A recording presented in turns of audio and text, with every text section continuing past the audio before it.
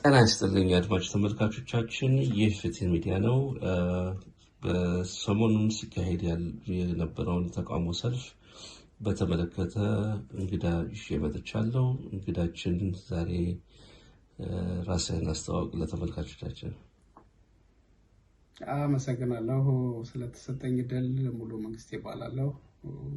በዚህ በለንደን ነዋሪ ነኝ። ታንክ ዩ ኢንጂነር ሙሉ እንኳን ደህና መጣ። በዚህ በዓለም አቀፍ የሚዘጋጅ ያለ ታላቅ የተቃውሞ ሰልፍ በተለይ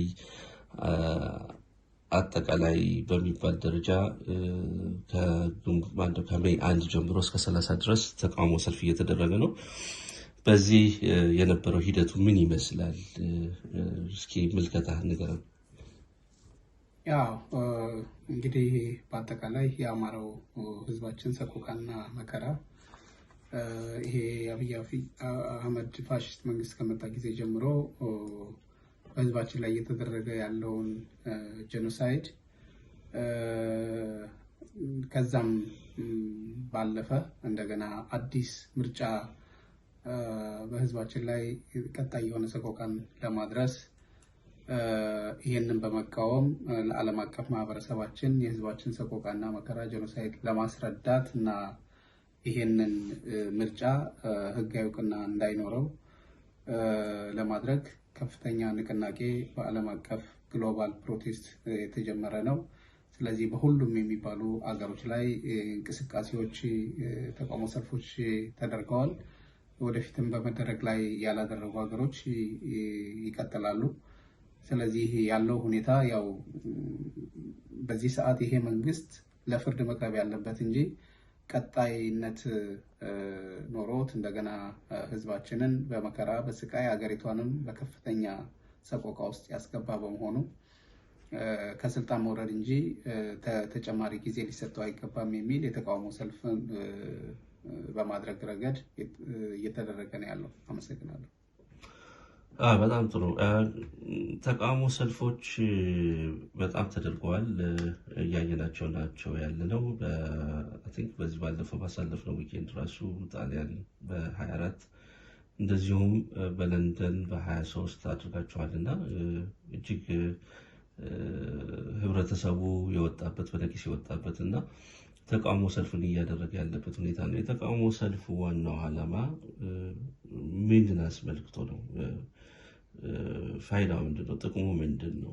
አጠቃላይ ዋናው ፋይዳው ይሄንን ገዳይ መንግስት ለሚመለከተው አካል ሁሉ ግንዛቤ እንዲወስዱና ከዚህ አሸባሪ ጎን እንዳይቆሙ፣ ሁለተኛ ስልጣኑን ለህዝብ እንዲያስረክብ፣ መከላከያውን በአማራ ክልል ውስጥ እያደረገ ያለውን ጄኖሳይድ፣ የህፃናቶች መደፈር፣ የእናቶች መደፈር፣ ገበሬዎች መኖሪያ ቤታቸውን ጭምር በሮቻቸውን የሚያርሱበትን ጭምር እንደገና ደግሞ ገበሬው አሁን ያለበት ከፍተኛ የረሃብና ችግር በጦርነት ላይ የቆየ እንደመሆኑ ጥገት ላሞቹን ጭምር ልጆቹን በወተት እያጠጣ ማኖር እንኳን እንዳይችል እነዚህን ሁሉ በድሮን በሰው አልባ ድሮን እየጨፈጨፈ ከታች ደግሞ በመካናይዝድ በሰራዊቱ ትዕዛዝ በመስጠት ከፍተኛ እልቂትና ሰቆቃ እያደረሰ በመሆኑ ይህን የሚመለከታቸው በፋይናንስም ሆነ በቁሳቁስ የሚረዱ፣ ሁለተኛ የእሱንም ስልጣን ለማስቀጠል በአጋርነት የሚንቀሳቀሱ አገሮች ከዚህ ስራቸው እንዲቆጠቡና ይሄንን በማሳየት ረገድ በሎጎዎች በማስታወቂያዎቻችን ሰቆቃዎችን የሚያሳዩ ሰላይ መግለጫዎችን ይዞ በመውጣት ለአይኤምኤፍ፣ ለወርልድ ባንክ፣ ለአውሮፓ ዩኒየን፣ ለዩናይትድ ኔሽን እነዚህ ሁሉ ለሚባሉ ለሂውማን ራይት፣ ለአምኒስቲ ለሚመለከታቸው ሁሉ እና ይሄ መንግስት በዓለም አቀፍ ፍርድ ቤት የሚቀርብ እንጂ ምርጫም ሆነ በህዝባችንና በሀገራችን ላይ እያደረሰ ያለው ሰቆቃ መቆም አለበት የሚል ነው ባጭሩ። እና እነዚህ ነገሮች ውጤታማ ሊያደርጉን ወደፊት ይችላሉ የሚል ከዲፕሎማሲና አድቮኬሲው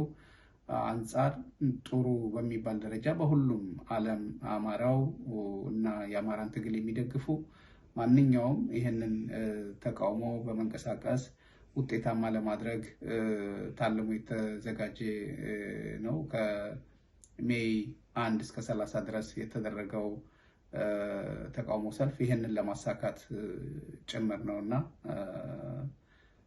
ውጤታም ነው ማለት ይቻላል ባጭሩ።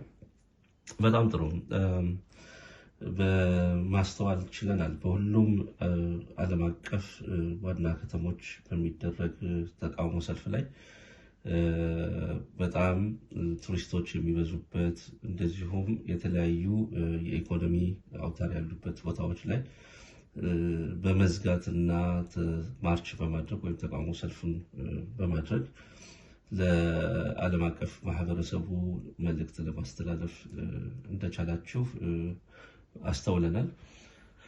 በጣም የማረከኝ እና የሳበኝ በተለይ በለንደን ኦክስፎርድ ስትሪት ላይ ያደረጋችሁት ከማርብል አርች ተነስታችሁ ይመስለኛል የመረጣችሁት ቦታ በኢኮኖሚ ረገድ ትልቅ የኢኮኖሚ ገንዘብ የሚንቀሳቀስበት ቦታ ነው እና እዛ ላይ ያስተላለፋችሁት መልእክት የነበረው የሰው ብዛት የተስተዋለው አጠቃላይ ትዕይንት አጠቃላይ እስኪ የለንደን በተመለከተ በይበልጥ ደግሞ ከለንደን ስለሆን ኢንጂነር ሙሉ የነበረው ቅድመ ዝግጅት ምንድን ነበረ?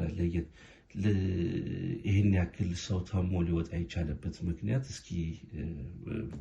እስኪ ዳሰሳውን እስኪ ንገረን እስኪ። አመሰግናለሁ በድጋሚ። እንግዲህ ያው ይሄ ፋሽስት መንግስት ከመጣ ጊዜ ጀምሮ ባለው ነባራዊ ሁኔታ የሀገራችን ሁኔታ በኑሮ ጦርነት ጠማቂ ከመሆኑ አንጻር ያሉ ሁሉም በሚባል ማህበረሰብ ውስጥ ሰው ሆኖ መፈጠር ያስፈልጋል። ከአማራ ማህበረሰብ መፈጠር ብቻ አይደለም እና የሰው ልጅ የሆነ ሁሉ ይሄ ሊሰማው የሚገባ ጉዳይ ነው እና ሰው መሆን በቂ ነው እና እነዚህን ነገሮች ለማድረግ ደግሞ ከዝግጅቱ ጀምሮ አንዳንድ ልዩነቶች እንኳን ቢኖሩ እነዛ ልዩነቶች አጥብቦ በጋራ የቆምንበት እንትን ራሱ ትልቅ የሆነ ለሌላው አካባቢ አስተማሪ ነው። እንዳለመታደል ሆኖ የተለያዩ ማህበራቶች በአንድ ሀገር ውስጥ 3፣ 4፣ 5 ይኖራሉና እነዛን አሁን ወደ መሰብሰብና አንድነትን በመስራት ረገድ እየተሰራ ያለበት ቢሆንም ፕሮሰስ ላይ ያለ ጉዳይ ነው። ግን ያም ሳይበግር በአንድ ላይ ሆኖ ለዚህ ዝግጅት ሁሉም የተሻለውን ዝግጅት ሲያደርግ ቆይቷል። ለዚህ ደግሞ በጣም ይሄንን ሲያዘጋጁ ለነበሩ ኮሚቴዎች ትልቅ ምስጋና ማቅረብ እፈልጋለሁ። በፕሮሞት በማድረግ በቲክቶክ በዲጂታል ሚዲያዎች እንቅስቃሴዎችን በማስተላለፍ ረገድ የተሰራው በዚህ በለንደን ላይ ከፍተኛ ነበር ማለት ይቻላል እና በዛም ደግሞ ለህዝቡ ተደራሽ በማድረግ ህዝቡ በነቂስ እንዲወጣ እና የህዝቡን መከራና ሰቆቃ እንዲካፈል በማድረግ ረገድ ሁሉም የድርጅት አመራሮች ትልቅ ሚና ተጫውተዋል ማለት ይቻላል እና ከዛ አንጻር ውጤታማ ነበር። እንግዲህ እንደው ወደ ጠየቀኝ ዋናው ቁም ነገር ሲሄድ ለንደን እንዳልከው የኢኮኖሚው ብቻ ሳይሆን የፖለቲካ ቀመሩም ያለበት ሀገር ነው። ስለዚህ ከዛ አንጻር እነዚህ ያልካቸው የጠቀስካቸው ቦታዎች ደግሞ ትልቅ የኢኮኖሚ ሴክተር ከመሆናቸው አንጻር ቱሪስቶችም ደግሞ የዓለም አቀፍ ቱሪስቶች በዛ የሚንቀሳቀሱበት አካባቢ ስለሆነ ያንንም ተደራሽ ለማድረግ በቱሪስቶችም በእያንዳንዱ ሰው ሀሳቡ እንዲደርስ ለማድረግ ታስቦ የተደረገ ነገርም ጭምር ስለሆነ ይሄ በማሳካት ረገድ የተሳካ ነው ማለት ይቻላል። ምክንያቱም ሁል ጊዜ ለመንግስት ብቻ የምናቀርበው ጥያቄ መሆን የለበትም። ለፐብሊኩ ተደራሽ መሆን አለበት። ችግሮቻችን፣ መከራችን፣ በዛ ሀገር ያለው ሰቆቃ በአጠቃላይ ዓለም እንዲረዳውና እነዚህም ሰዎች የቱሪስቱም ሆነ የንግዱ ማህበረሰብ ለመንግስት የሚከፍለው ታክስ እና ኮንሰርን አለበት እና የሚደረገው ነገር ዩኬ ደግሞ የኢትዮጵያን መንግስት ከሚረዱ ሀገሮች ከፍተኛውን ድጋፍ በገንዘብም በቁሳቁስም ከሚያደርጉ ሀገሮች አንዱ እንደመሆኗ በዛ ላይ ተጽዕኖ ለማሳረፍም ጭምር ሌላውም ደግሞ ይሄን ሀሳብ ተጋርቶ ጥያቄ እንዲያቀርብ ያደረግንበት ሂደት በጣም በከፍተኛ ሁኔታ ስራ ተሰርቷል ማለት ይቻላል። በዚህ ውጤታማ ነበር። የተደረጉ ትርኢቶችም ምርጫ በግዳጅ እየተደረገ እንደነበረ ጦርነት ባለበት አገር ላይ ምርጫ የለም ቅንጦት ነው። ምክንያቱም የሚበላው በሌለበት ሀገር ላይ ቤት በድሮን እየተመታበት በውጭ በሚያድር ማህበረሰብ ላይ ምርጫ ለዚህ ህዝብ ቅንጦት ነው። ሁለተኛ ምርጫ ሳይሆን ይሄ ህዝብ የሚያስፈልገው በልቶ ማደርና ሰላም ነው የሚፈልገው። ትምህርት ቤቱ በድሮን ተመቶበት ቤተክርስቲያኑ፣ ካህናቶች፣ ቀሳውስቶች፣ መነኮሳቶች በየጊዜው ያለውን ሰቆቃ የምናውቀው ነው እና በኢትዮጵያ ነባራዊ ሁኔታ አሁን ያለው እጅግ በዚህ በ21ኛው ክፍለ ዘመን የማይመጠን ከመሆኑ አንፃር ይሄንን ግፈኛ መንግስት ለዓለም አቀፍ ፍርድ ቤት ቀርቦ እንዲጠየቅ በሱና በሱ ዙሪያ ያሉ በስልጣን ተዋረድ ያሉ የዚህ ተሳታፊ አክተሮች ለፍርድ መቅረብ አለባቸው የሚልም መልእክት ነው ያስተላለፍነው። አመሰግናለሁ ወንድሜ። በጣም ጥሩ። እንግዲህ ጥቅሙ ላይ ስንሄድ ገልጻችሁታል። በተለይ በዚህ በምርጫ ሂደት ውስጥ አገዛዙ 90% በሚባል ደረጃ በማይሸፍንበት ቦታ ላይ በአማራ ክልል ላይ ምርጫ እየተደረገ ነው። ስለዚህ ይህን አስመልክቶ ያስተላለፋችሁት መልእክት ከውጭ መንግስታት እናገኛለን ብላችሁ ያላችሁት ጥያቄ ውጤት እያመጣ ይመስላል። በቅርቡ ጊዜም ኢዩ እንደምናየው መግለጫ አውጥተዋል። በአገዛዙ ላይ እንግዲህ የምርጫ ሂደቱን መገኘትና መታዘብ አንችልም የሚል መግለጫ አውጥተዋል። ስለዚህ ይሄንን እስኪ የተደረገው የዲፕሎማሲ ጥረት ውጤት እያመጣ ይመስላልና ይሄንን በተመለከተ እስኪ ምትለው። አዎ ትልቁ ግቡም ልናሳካ የፈለግነው አንዱ ይሄ ነው። ምክንያቱም ይሄ ምርጫ በህዝብ ደም ላይ የሚደረግ ምርጫ ነው። ይሄ ምርጫ የራሱን ህዝብ በድሮን የሚጨፈጨፍ አምባገነን መንግስት ነው። ይሄንን ምርጫ ማስቀጠል በዛች ሀገር ላይ በአጠቃላይ የተረፈውንም ማህበረሰባችንን እንዲያልቅ የመፍቀድ ጉዳይ ስለሆነ ይሄንን በአጽንኦት እንዲመለከቱትና ይሄ መንግስት ከዚህ በኋላ የሚቀጥል ከሆነ ቀጠናዊ ከፍተኛ ችግር ሊደርስ እንደሚችል ያ ደግሞ እንደምታየው ቀጠናው በጣም በከፍተኛ ሁኔታ ሱዳን በዛ በኩል ጦርነት ላይ ነው ያለው። የኛም እስካሁን ድረስ ከስልጣን ከመጣ ጊዜ ጀምሮ በጦርነትን በመጥመቅ ትልቅ ተዋናይ የሆነ መሪ ነው። ከዚህ አንፃር ለቀጠናውም ሆነ ወደፊት ለዓለም ያለው ችግር እንዲረዱት ማድረግ ያስፈልጋል። ምክንያቱም በፍልሰት በስደት እየፈለሰ ነው ያለው። ያ ደግሞ ሰላም እስከሌለ ድረስ ይሄ ቀጣይነት ይኖረዋል። ስደተኛን ደግሞ በተመለከተ በየጊዜው የሚያወጡት ሪፖርት እና ስደተኛን የመሰልቸት ሁኔታ ይታያል። ያም ሊቆም የሚችለው ሰላምና ዲሞክራሲ ያለበት ሀገር ሲፈጠር ከመሆኑ አንፃር በዛም ረገድ ይሄን ሁኔታም ከግምት ውስጥ እንዲያስገቡ ጭምር ነው ያሳሰብነው። ስለዚህ ጦርነት ባልቆመበት ሀገር ላይ ስደተኛ መፍለሱን አይቆምም።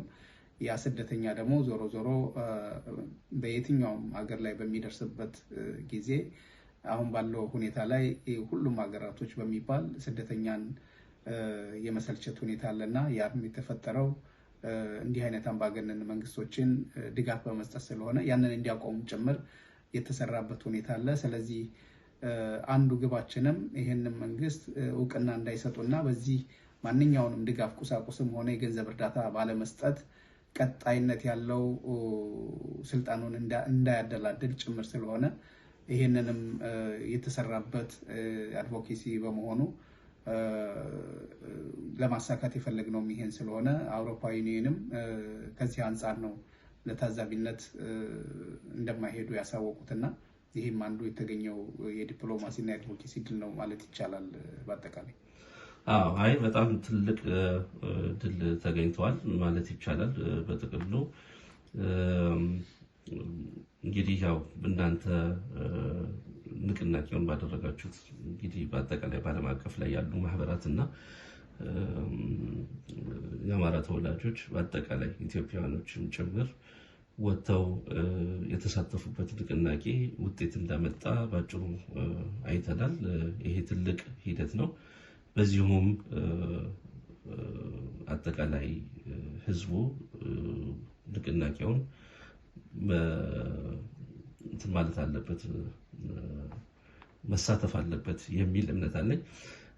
እንደዚሁ ወደሚቀጥለው ጥያቄ ሊሄድና ወንድም እንግዲህ በመጨረሻ እንደዚህ አይነት ንቅናቄዎችን በተሻለና በተደራጀ መልኩ እንዲቀጥሉ የምታስተላልፈው መልእክት ምንድን ነው? ቢያንስ ለንደን እንደመሆናችሁ መጠን በለንደን ያደረጋችሁትን ለየት ያለ የትግል ማዕከል ነው ለንደን የምታደርጉት። ለንደን ላይ የሚደረገው አጠቃላይ የተቃውሞ ሰልፍ፣ ትዕይንቱ፣ ሁሉ ነገር አጠቃላይ አስተማሪ ነው እና በተሻለ እንግዲህ ከዚህ በኋላም እንዲሁ የዲፕሎማሲው ስራው እንደዚሁም ደግሞ ተቃውሞ ሰልፍም ይቀጥላል የሚል እምነት አለኝ። ስለዚህ ምንድን ነው ለሌሎች የአማራ ተወላጆች በሌላ ቦታ የሚገኙ ታስተላልፉ? ልክ ነህ። እንግዲህ ለንደን በዚህ በትግሉ ከተጀመረ ጊዜ ጀምሮ አኩሪ ስራዎችን የሚሰራ በትግል ታሪክም የሚታወቅ እንደመሆኑ የበለጠ ይሄንን አበርትቶና ጠንክሮ ወደፊት የመስራት የሁላችንም ህልምና ለውጤት የምንሰራ መሆናችን የተሻለ ነገር ተመዝግቧል። እንግዲህ ይሄ ያለው በለንደን ላይ በተለይ ለንደን ፋኖ በየጊዜው የሚያደርጋቸው በተለያዩ የኢቨንቶች ላይ የሚያደርገው ተቃውሞ ለህዝብ ከማሳወቅም እንደገና ደግሞ ይሄንን እንቅስቃሴ በትልቅ ሁኔታ በማስተባበርም ጭምር ያደረጉት እንትን ትልቅ ምስጋና ይገባቸዋል። ስለዚህ ይሄ ነገም ከነገ ወዲያም ደግሞ ሁሉም በዚህ በተለይ በዩኬ ውስጥ የተለያየ የአማራ አደረጃጀት አለ። ነገ ይሄ እኛ የምንታገለው አሁን ለሎጎ እና ለድርጅት ሳይሆን የምንታገልለት ህዝብ ነው ያለው። ከዚህ አንጻር ወደ አንድነት ሰብሰብ ብሎ 5 የነበረው ወደ 2 ወይም ደግሞ ወደ 1 መጥቶ ትግሉ የሚፈልገውን ነገር አስተዋጽኦ ለማድረግ አንድነት ያስፈልጋል። በአንድነት ሲቆም ደግሞ የሚታየው ውጤት አሁን የተመዘገበው ውጤት እንዳየው ነው። ነገም ደግሞ ከዚህ የበለጠ ለማስመዝገብ ሁል ጊዜ ውጤታማ ለመሆን አንድነታችን ቁልፍ ነው። በዚህ ረገድ ይሄንን አጠንክሮ መስራት ያስፈልጋል። ሌሎችም ደግሞ ከለንደን በመማር ይሄ መንፈስ ወደ ሌላውም እየተጋባ በዚህ በተሻለ መልኩ እንደሚሰሩ ተስፋ እናደርጋለን። ስለዚህ በተለያዩ ሀገሮችም ላይ ያልተደራጁና ያልተጠናከሩትን በአንዳንድ በምናገኛቸው ውይይቶች ወይም ደግሞ ከማህበር አመራሮች ጋር በተጠናከረ መልኩ እንዲደራጁና የበለጠ ውጤት እንዲመጣም እየተሰራ ነው። አሁን ከዚህ ቀደም የአውሮፓ ፌዴሬሽን ትልልቅ ስራዎችን የሰራበትና የዲፕሎማሲ ውጤቶችን ያመጣበት ትልቅ ዴስክ አለ።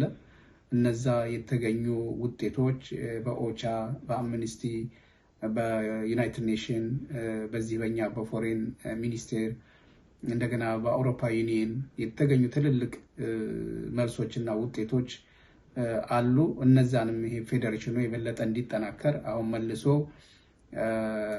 በደንብ የሰው ኃይልን ጨምሮ በተጠናከረ መልኩ እንደ አውሮፓ ደግሞ ፕሮጀክቶችን ወስደን በስፋት ለመስራት እየተሰራ ያለበት ሁኔታ ነው። ይህንንም የማህበራት በአውሮፓ ያሉ የማህበራት አመራሮች ትልቅ ስብሰባዎችን አድርገን በዚህ ቁርጠኛና ወደፊት ትልቅ የሆነ ውጤት በፌዴሬሽኑም በኩል እንደ አውሮፓ ተሰባስበን ውጤት ለማስመዝገብ ስራ እየተሰራበት ያለ ነገር ስለሆነ ይሄ ወደፊትም ይቀጥላል። በዓለምም ያሉ እንደ ዓለም አቀፍም በአውሮፓ በደንብ ከተሰራ በኋላ በዓለም አቀፍ ደግሞ ያንን ትልቅ ስራዎች እየተሰሩና ውጤት ያለውን ስራ እንደሚሰራ አሁን ህዝባችን በጣም የነቃበትና ችግሩን በጥልቀት የተረዳበት ስለሆነ የበለጠ ወደፊት ብዙ መስራት የሚያስችሉ ሁኔታዎች ተፈጥረዋል ማለት ይቻላል። አመሰግናለሁ። በጣም ጥሩ። አንድነት ኃይል ነው። በአንድነት በመሰባሰብ በአብሮነት እንዲህ አይነት ስራዎችን ወይም ውጤቶችን ማየት ይቻላል። እንደዚሁ ቅድም እንደገለጽከው በአውሮፓ የሚገኙ ማህበራቶችን በጋራ ተሰብስባችሁ ባቀዳችሁት ባወጣችሁት እቅድ መሰረት ስራዎችን እያከናወናችሁ ትገኛላችሁ።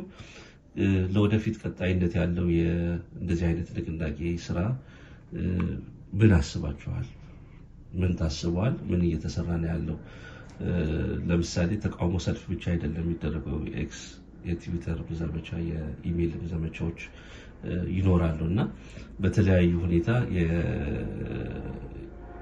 የዲፕሎማሲ ውጤት ለማምጣት በሁሉም ረገድ የምታደርጉት ነገር የታሰበ የታቀደ ነገር ካለ በዚሁ አጋጣሚ። እሺ፣ አመሰግናለሁ በድጋሚ። ይሄ በጣም ቁልፍ የሆነ ጥያቄ ነው የጠየቀኝ። አሁን በተቃውሞ ሰልፍ ብቻ ውጤት ማምጣት እንደማይቻል እናውቃለን። ግን ለህዝባችን መሬት ላለው ህዝባችንም ሞራልም ትግሉንም ለሚታገሉ ወንድሞቻችን የሞራል ስንቅ ጭምር ይሆናል። እንግዲህ የአማራው በዓለም ላይ በጣም ከፍተኛ ቁጥር ያለው ነው። እስካሁን ድረስ ይሄንን የሰው ኃይል አልተጠቀምንበትም። የሰው ኃይል ብክነት አለ። የፋይናንስ ፍልሰቱን በአግባቡ መጠቀም አልተቻለም እና ይሄንንም ግምት ያስገባ ጥናቶችን በማጥናት ወደፊት ትልልቅ ፕሮጀክቶችን በመንደፍ ትልቅ የሆነ ስራ ለመስራት የታቀደ ነው። እንግዲህ ምናልባት ሀገራችን ነገ ከነገ ወዲያ ነፃ መውጣታችን አይቀርም። ነፃም ከወጣም በኋላ ከፍተኛ መልሶ ግንባታ ይኖራል። በዛ ውስጥ የውጭ ያለው ዲያስፖራው ሚና ምን ሊሆን ይችላል የሚለውን ግምት ውስጥ ያስገባ ስራ እየተሰራ ነው በጥልቀትና ከዛ አንጻር እንግዲህ ጤና ጣቢያዎች፣ ሆስፒታሎች፣ ትምህርት ቤቶች ከፍተኛ ጉስቁልና ነው ያለው በተለይ በአማራው ክልል እና ይሄንን እንደገና መልሶ በማቋቋም ሊደርስ የሚገባውን ወደፊት ማድረግ የሚገባንን ነገር ከአሁኑ ዝግጅት እየተደረገ ስለሆነ በዛ ረገድ ይሄን ታሳቢ በማድረግ ስራ እየተሰራ ነው እና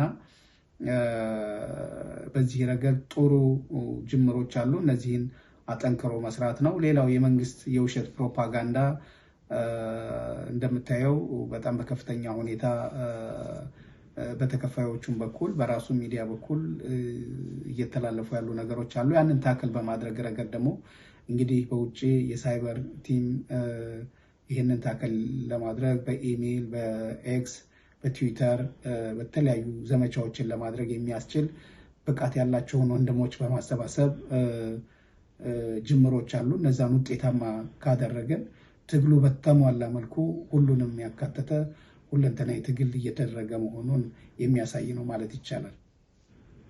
በጣም ጥሩ። ስለዚህ የቀጣይ የሚደረጉ ስራዎች ይኖራሉ፣ እንደ ኤክስ እና እንደ ኢሜል ዘመቻዎች የመሳሰሉት ነገር እንጠብቃለን ማለት ነው። በጣም ጥሩ። በመጨረሻ እንግዲህ የምታስተላልፈው መልእክት ካለ ድሉ እናንተ ነው። አዎ እንግዲህ እኔ የማስተላልፈው እንግዲህ የሀገራችንን ያለውን ነባራዊ ሁኔታ መረዳት ያስፈልጋል። ትላንት አማራው ዝም ብሎ በሚገደልበት ሁኔታ ላይ አይደለም ያለው፣ ትልቅ አቅም የፈጠረበት ሁኔታ አለ። ይሄን ትግል እንግዲህ እኛም የትግሉ አካል እንደመሆናችን አሁን መሬት ላይ ደግሞ ያሉ ወንድሞቻችን ትልቅ ድርጅት ተፈጥሯል። ይሄን አባት ድርጅት ደግሞ እንደ አይን ብሌን በመጠበቅ የሚጎሉ ነገሮችን በማሟላት ረገድ እኛም የትግሉ አካል እንደመሆናችን ይሄንን ድርጅት ጠንክሮ ይሄን ትግሉን እስከ መጨረሻው ድረስ ግብ ላይ እንዲያደርስ የሁላችንም ድጋፍ ያስፈልጋል። በዚህ ረገድ በተለይ አማራው እርስ በርሱ የሚጓተተውንና ይሄ ሶሻል ሚዲያ ላይ ያለውን መጓተት ማቆም አለበት ብዬ አስባለሁ። የጠላት አጀንዳ ከመጥቀም በስተቀር ሊያመጣ የሚችለው ፋይዳ የለም ለአማራው ትግልና ማሸነፋችን አይቀርም። ግን ጣራችን እንዳይበዛና የህዝባችንንም ሞት ለመቀነስ የሁላችንም ባንድ መስመር ላይ መሰለፍና ጠላት ላይ ብቻ ትኩረት በማድረግ መታገል ነው የሚያስፈልገው። ምክንያቱም ወንድሙን ቢያሸንፍ የትም ሊደርስ አይችልምና ከዚህ አንጻር የአካሄድ ልዩነቶች ሊኖራሉ። የዓላማ ልዩነት እስከሌለ ድረስ ልዩነትን እንደ ግባት በመጠቀም በጋራ ግባችን ላይ አንድ ላይ መተን የመታገልና እንዲህ አይነት ኔጌቲቭ ኢነርጂዎችን በመቀነስ ትግሉ ላይ ትኩረት በማድረግ የህዝባችንን ሰቆቃና መከራ ማሳጠር እንችላለን እና በዚህ ረገድ በተለያየ ሀገር ያሉ ማህበራቶች የተበታተነውና 5-6 የነበረው ወደ 1 ወደ 2 በመምጣት ይህንንም ሶሊዳሪቲ እና ዩኒቲን በማጠናከር የተሻለ ለትግሉ አስተዋጽኦ ለማድረግ ሁላችንም በቅንነትና በበጎነት መነሳት ይገባል ማለት ፈልጋለሁ። አመሰግናለሁ ስለተሰጠኝ እድል። መልካም አድማጭ ተመልካቾቻችን፣ ይህ ፍትህ ሚዲያ ነው በዓለም አቀፍ ላይ እየተዘጋጀ ያለ የተቃውሞ ሰልፍ አጠቃላይ ህዝቡ በሁሉም አቅጣጫ እየተሳተፈ ይገኛል። እንዲህም ቀጣይነት አለው እስከ መጨረሻው ሜይ ድረስ የሚቀጥል ይሆናል። እንግዲህ በሁሉም በወጣው ታንቴብል መሰረት አድማጭ ተመልካቾች ሁሉም ቦታዎች ላይ እንዲዘጋጁና እንዲወጡ በዚሁ አጋጣሚ ምክር ሀሳባችን እንለግሳለን። እንደዚሁም ወንድማችን ኢንጂነር ሙሉ ዛሬ የፍትህ ሚዲያ እንግዳ ሆነው ቀርቦ አጠቃላይ የነበረውን ሂደት እና ዳሰሳ አስቃኝቶናል። ስለነበረን ጊዜ እጅግ በጣም እናመሰግናለን። ምናልባት እንደው ትንሽ ለመጨመር በተለይ ይሄንን የአማራውን ትግል በስጋት ለሚመለከቱ ኢትዮጵያኖች ትንሽ እንደው አጠር ያለ ማሳሰቢያ መስጠት ፈልጋለሁ። አንደኛ የአማራ ትግል ለማንም ስጋት መሆን የለበትም። አማራ የደረሰበትን መከራ፣ ችግር ሁሉም ኢትዮጵያዊ የሚገነዘበው ነው። ከዛ አንጻር አሁን ራሱን ነፃ አውጥቶ ለኢትዮጵያም ትንሣኤ የሚያረጋግጥ በዛች ሀገር ላይ ለሚደረግ እኩልነት፣ ፍትህ፣ ዲሞክራሲ፣ ነፃነት አብሮ የመልማት እና በአጠቃላይ ፍትህን ለማረጋገጥ የሚደረግ ትግል መሆኑን አውቆ ለማንም ስጋት ሳይሆን ይሄ ለሁላችንም የሁላችንንም ነፃነት ሊያመጣ የሚችል ትግል መሆኑን ተረድቶ ሁሉም ከዚህ ትግል ጎን ቢቆም አትራፊ ነው ብዬ አስባለሁ። የጋራ ሀገር ነው ያለን። ለማንም ይሄ ፋሽስት መንግስት ለማንም የሚተኛ አይደለም። ባለፈው አሁን በጌዲዮ በሲዳሞ የተደረገውን ከፍተኛ የቤቶች መቃጠል አይተናል። እንደዚሁ በጉጅም አሁን ደግሞ በጃርሶ በሰሜን ሸዋ እየተደረገ ያለውን አይተናል። ከትላንት ወደ ባጣዬ ምን ሲያደርግ እንደነበረ እናውቃለን። ይሄ መንግስት ለማንም ሰው የሆነ ሁሉ ሊታገለው የሚገባ ነው። ለማንም የማይተኛ በመሆኑ ኢትዮጵያኖች ይሄንን የአማራውን ትግል በጋራ የትግሉ አካል ሆናችሁ ለውጤት በጋራ መስራቱ ውጤታማና የምንፈልጋትን አገራችንን ወደ ሰላም ሊያመጣልን የሚችል የፋኖ ትግል ስለሆነ ይህን ትግል መቀላቀል ያስፈልጋል የሚል መልእክት ማስተላለፍ ፈልጋለሁ። አመሰግናለሁ። በጣም ጥሩ። እንግዲህ አድማጭ ተመልካቾቻችን የነበረን ጊዜን ይሄን ይመስላል። ክብር እንግዳችን ዛሬ ኢንጂነር ሙሉን እጅግ በጣም እያመሰገንን በቀጣይ ተመሳሳይ ፕሮግራሞች እስክንገናኝ ድረስ አመሰግናለሁ።